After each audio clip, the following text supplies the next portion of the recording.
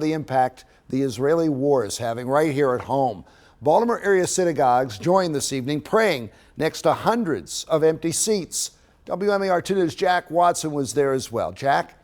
Well, Jamie, this was all in honor of 240 people taken hostage by Hamas. Folks tell me seeing it like this really puts things into perspective. Gadi Moses, 80 years old, Israeli.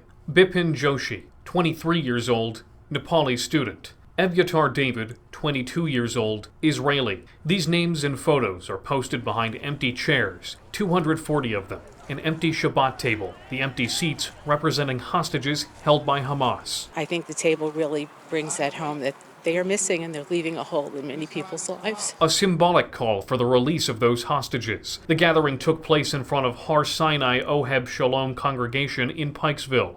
Dozens in attendance from Howard County to Israel itself. It's hard days for us. For the last 7th of October, the heart is broken.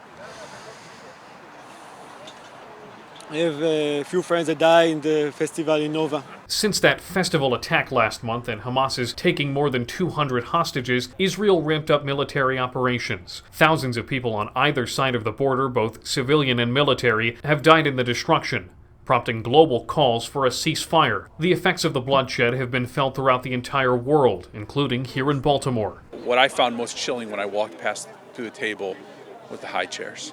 The babies, the small children who are being held in Gaza. It's just, so startling. Howard Libid with the Baltimore Jewish Council says other cities have been doing displays like these. The Jewish community here decided to do the same. The Baltimore Jewish community, we came together, we set table with china, with challahs, with everything you would have for your typical Friday evening Shabbat dinner with your family for these hostages who need to come home.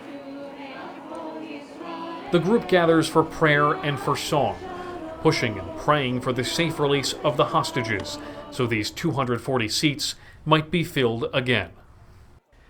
Like I said, this display has been a widespread thing as of late around the world. They could be seen in places like New York, D.C., and London, Jay.